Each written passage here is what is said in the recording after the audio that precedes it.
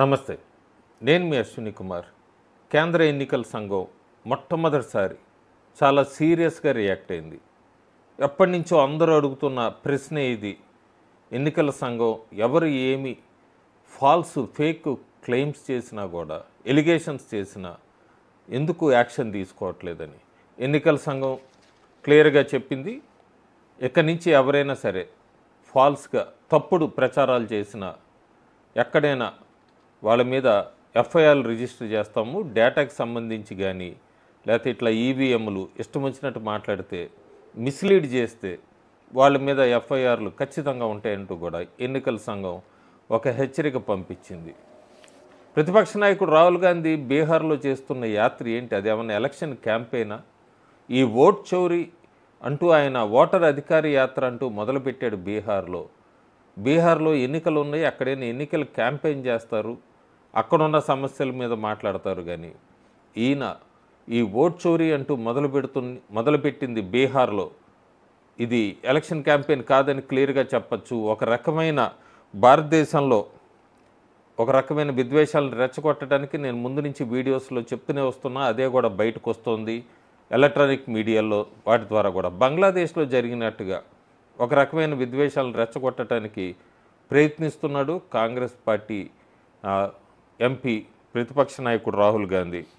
ఇదంతా కూడా వెనకుండి ఎవరు నడిపిస్తున్నారో అందరికీ తెలిసిందే. క్లియర్గా మనం చెప్పచ్చు, సెఫాలజిస్ట్ యోగేంద్ర యాదవ్ ఆయన కూడా ఒక ఇంటర్వ్యూలో మాట్లాడుతూ, మేము బంగ్లాదేశ్లో జరిగిన ఇన్సిడెంట్స్ అన్నిటికీ వాటి మీద చాలా ఇన్స్పైర్ అయ్యాం మేమంతా కూడా.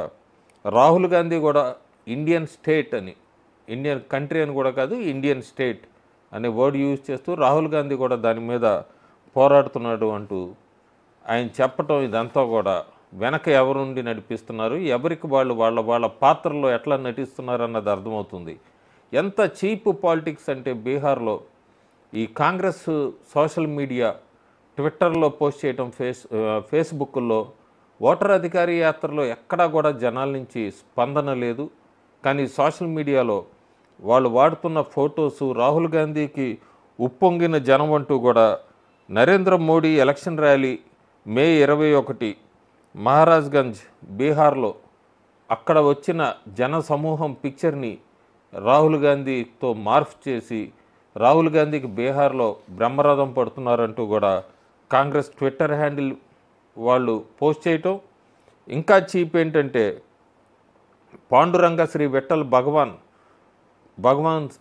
పాల్కీ యాత్ర వీడియో, దాన్ని తీసుకొని వచ్చి మార్పు చేసి రాహుల్ గాంధీకి బీహార్లో ప్రజలు అడుగడుగున నీరాజనం అంటూ ట్విట్టర్లో పోస్ట్ చేయటము.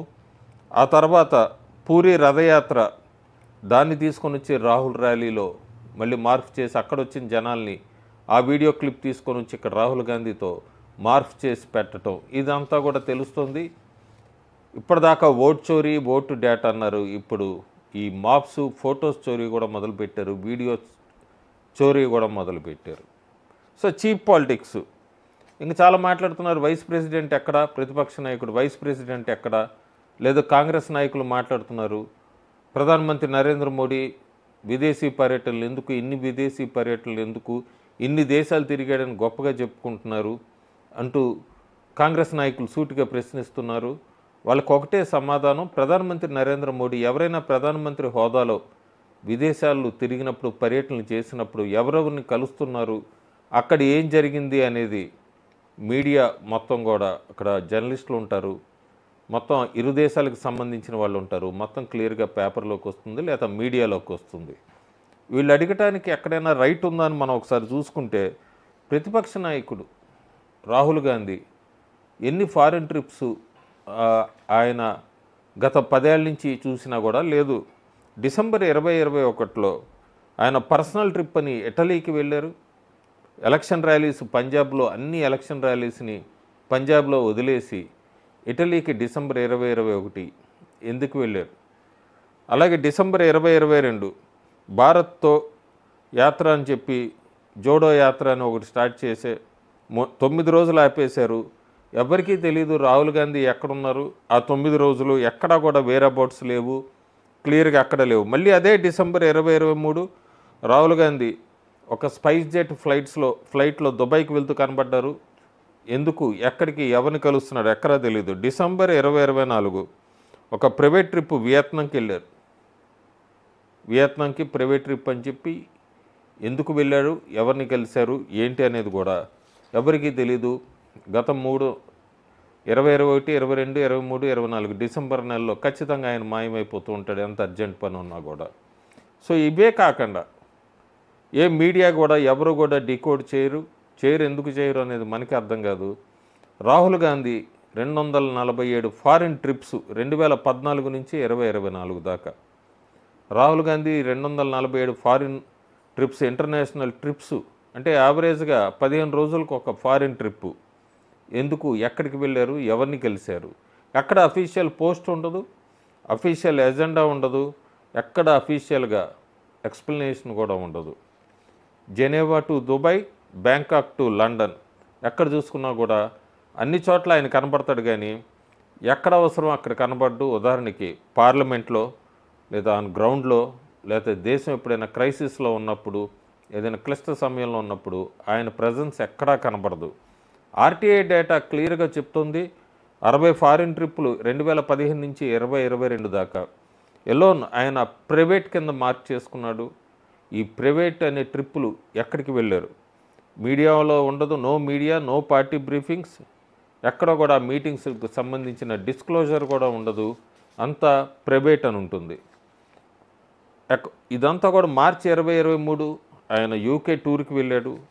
కేంబ్రిడ్జ్లో స్పీచ్, ఆ స్పీచ్లోనే బ్యాక్డోర్లోనే సివిల్ సొసైటీ అలాగే అన్నేమ్డ్ పేరు లేని లాబీ గ్రూప్స్తో మాట్లాడడం, కాంగ్రెస్ వాళ్ళంతా దాన్ని ఒక ఎకడమిక్ అని చెప్పడం, ఇంటెల్ వాళ్ళంతా కూడా స్ట్రాటజిక్ అని ఫ్లాగ్ చేయటం. ఏం జరుగుతుంది తెర వెనక, 2024 లోక్సభ ఎన్నికల ముందు తెర వెనక ఏం నడిచింది, ఇవన్నీ కూడా ప్రజలకు తెలియాల్సిన అవసరం ఎంతైనా ఉంది. ట్రిప్స్ అన్నీ కూడా కరెక్ట్గా ఎలక్షన్స్ ముందుంటాయి, లేకపోతే పొలిటికల్ సెట్ బ్యాక్స్ తర్వాత ఉంటాయి, నేషనల్ టెన్షన్లో ఉన్నప్పుడు ఉంటాయి. ఇదంతా ఒక కోయిన్సిడెన్సా లేకపోతే క్యాలిక్యులేటెడ్గా ఆప్షన్సా అనేది కూడా ఒకసారి అందరూ ఆలోచించాలి. ఏ పొలిటీషియను మిగతా ఎవరిని తీసుకున్నా, ఏ మినిస్టర్ని తీసుకున్నా ఇన్ని ఫారిన్ ట్రిప్స్ సీక్రెట్గా చేసిన వాళ్ళు లేరు గత 10 సంవత్సరాలుగా. ఎక్కడ కూడా ఫొటోస్ ఉండవు, లాక్స్ ఉండవు, ట్రాన్స్పరెన్సీ కూడా ఎక్కడా కనబడదు మనకి ఫారిన్ ట్రిప్స్లో. పబ్లిక్ ఫిగరు, మళ్ళీ ప్రైవేట్ ఎజెండా. భారతదేశం బ్లీడ్ అవుతున్నప్పుడు, దేశం కష్టాల్లో ఉన్నప్పుడు ఆయన బోర్డు అంటే ఫ్లైట్ ఎక్కుతాడు, ఎప్పుడైనా సమాధానాలు కావాలి అంటే తప్పించుకొని తిరుగుతాడు. ఈ 247 ఫారిన్ ట్రిప్స్ మనకి ఏముంది, బిజినెస్సా, బ్రీఫింగ్సా, బార్గెన్సా? ఒక్క క్వశ్చన్ అందరికన్నా కూడా బాగా ఎక్కువ వినబడుతోంది, ఏంటి రాహుల్ గాంధీ దాచిపెడుతోంది? ఇది రాహుల్ గాంధీ కానీ కాంగ్రెస్ పార్టీ కానీ చెప్పాల్సిన అవసరం ఎంతైనా ఉంది. ప్రధానమంత్రి విదేశీ పర్యటనల గురించి ఇలా అడిగినప్పుడు, లేదా వైస్ ప్రెసిడెంట్ ఎక్కడున్నాడు కనబట్టలేదు అని విమర్శించినప్పుడు, ఈ విమర్శించే ముందు వీటికి సమాధానం చెప్పి వాళ్ళు విమర్శిస్తే చాలా బాగుంటుంది. బీహార్లో అయితే క్లియర్గా ఫ్లాప్ షో అని చెప్పచ్చు. బీహార్లో ఎన్డీఏ అధికారంలోకి ఖచ్చితంగా వచ్చేట్టు కనబడుతోంది. తమిళనాడులో కూడా వేవ్స్ మారుతున్నాయి, డిఎంకే ట్రైల్ అవుతోంది, పోటీ టీవీకే విజయ్ వర్సెస్ ఎన్డీఏ కింద మారుతోంది. సో వెస్ట్ బెంగాల్లో కూడా పరిస్థితులు మారుతున్నాయి. కర్ణాటక దిగజారిపోతోంది రోజు రోజుకి. తెలంగాణలో ఎక్కడా కూడా మార్పు అనేది ఏం కనబట్టలేదు, ఎలా ఉందో అలాగే ఉంది రాష్ట్ర పరిస్థితి అంతా కూడా. సో ఇవన్నీ కూడా కాంగ్రెస్ని షేక్ చేస్తున్నాయి. ముఖ్యంగా రాహుల్ గాంధీ భవితవ్యం మీద మాత్రం ప్రశ్నార్థకమైందని చెప్పచ్చు రాజకీయ పరంగా. Thank you.